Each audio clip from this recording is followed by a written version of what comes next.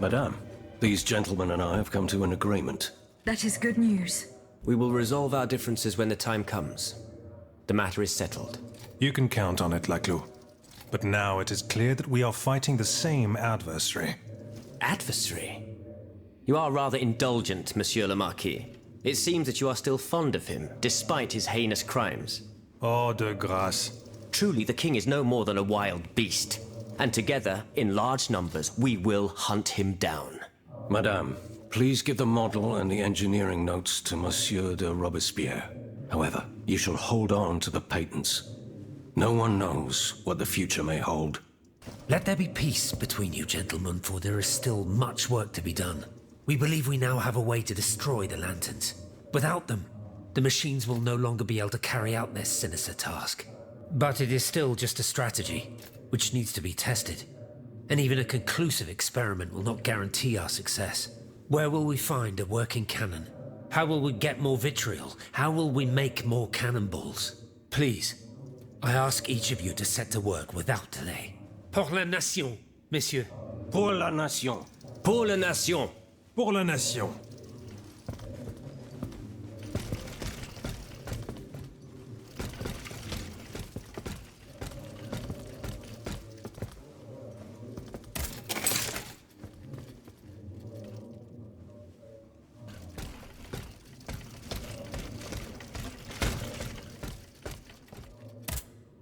Monsieur le Marquis. I'm listening, Aegis. Monsieur le Marquis, there is a most unfortunate rumor about you going round. Oh, just one, is that? You are accused of having delivered the troops who had gathered in the Place Dauphine over to the king. Calumny. This is nothing less than vile slander. Save your breath, General. The rumor is true. I can prove it. There's no point in trying to defend yourself. I know that you raised the National Guard for the sole purpose of taking command of it. There was nothing spontaneous about the uprising. Do you have any evidence to support your accusations? I do. I have the manifesto. Bon sang. Why resort to this manipulation? You must understand what I have done. I did for the good of the kingdom. I wanted to stop this massacre while protecting the Queen and the Dauphin. In the name of the people, Aegis. But an actual uprising of the people would have inevitably led to disaster. Only professional soldiers could organize and lead the resistance. Who were your accomplices? My brothers in arms, the brave men of the Régiment de Saintonge, veterans of the American War, men who at the Battle of Yorktown brought an empire to its knees. Alas, we gravely underestimated the enemy's forces. We thought we would face an infantry supported by a handful of machines, but an entire army of automats. It was unthinkable. Some accuse you of harboring a lust for power. The circumstances were to your advantage. These aspersions are all too familiar to me. But tell me, if I wanted the crown for myself, why did I not take it when I returned from America? When I had seasoned troops at my command and the people sang my praises with one voice? No, that makes no sense. Though I readily admit that I do believe I am worthy of fulfilling an important role for the Queen after her son is crowned. Lieutenant General of the Kingdom, for example. Or even, if circumstance requires, the Regent. Voila. Now you know everything. I haven't left anything out.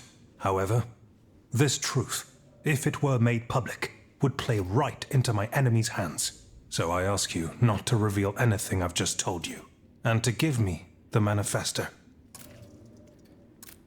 No, General. You'll forgive me for choosing to hold on to it.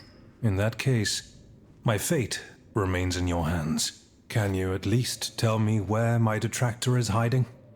The one who is spreading these charming rumors about me. I cannot tell you anything, General. Oh, no matter. I will not let this serpent continue to vilify me. I shall get redress for these aspersions in the end. Do as you wish, General de Lafayette. I spoke with Monsieur Marat and Monsieur Laclos. Ah, the scoundrels. Did you force them to confess? Do you know what they did with the children? They admitted to organizing the ambush at Gros Caillou. Cursed recreants. Cowardly corrupters of innocence. Where are they holding their prisoners? They must be rescued immediately. They do not have Charlotte and the Dauphin. Excuse me? They dare to claim that? It is the truth. The ambush was a catastrophe. The king had gotten wind of your plans. Automats from Versailles slaughtered the kidnappers and seized the children. By now, the children will have been reunited with their father. There is little doubt about that. Mon Dieu. Then it is from the clutches of that tyrant in his own palace that they must be saved. I fear that such an undertaking is doomed to failure, although there is no question of giving up. Goodbye, Monsieur le Marquis.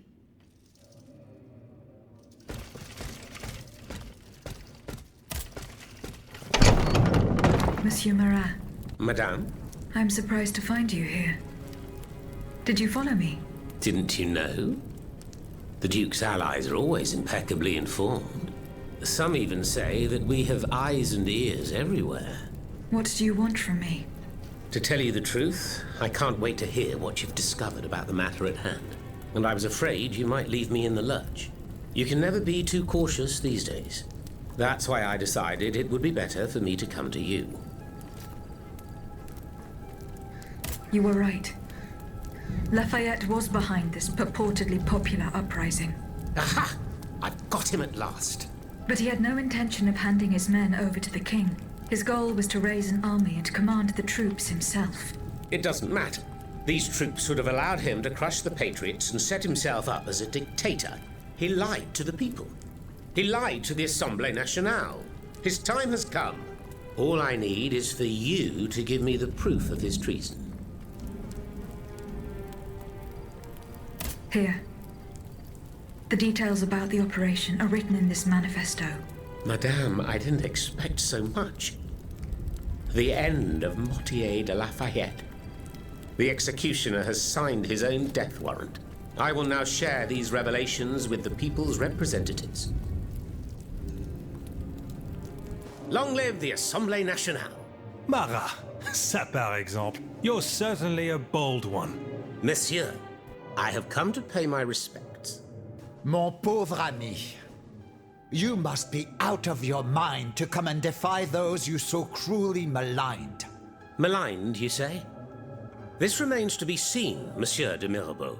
I have here a document that its author has amusingly entitled Le Manifeste Henri V. It appears that the name Louis has fallen from fashion these days. Quiet, scoundrel, or I'll make you swallow your tongue! Come now, you wouldn't dare, my dear Mortier. Not when we're in such fine and plentiful company.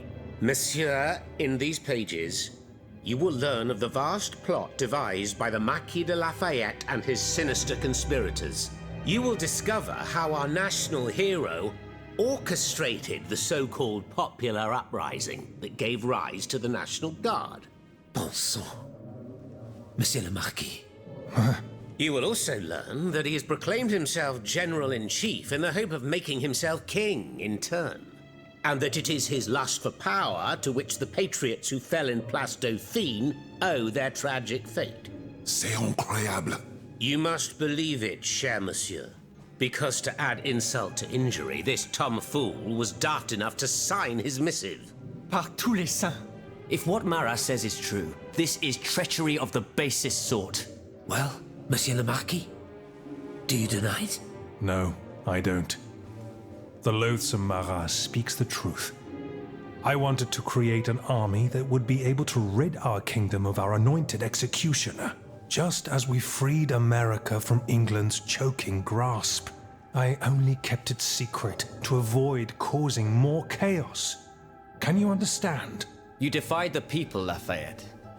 This is enough to condemn you. So be it. You won't hear from me anymore. I leave the fate of the nation in the hands of the speechifiers and demagogues. I encourage you to say your prayers, gentlemen, for our end is near. As for you, rat, Go back to the cesspit from whence you came. You should never have come out. I will gladly follow that order, General. Such is my pleasure that it will be your last.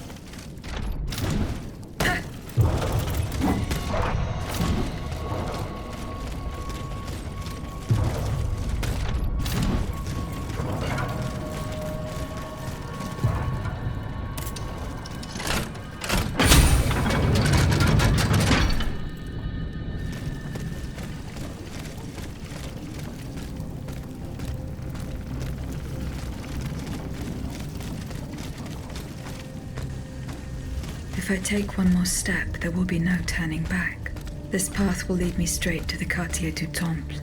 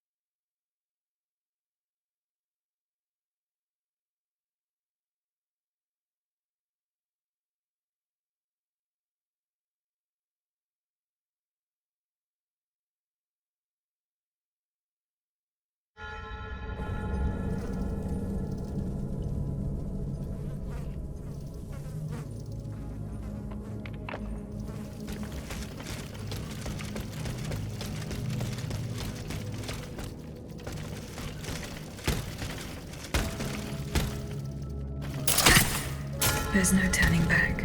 From now on, I will have to do without a carriage. The Bastille is to the south of the Temple.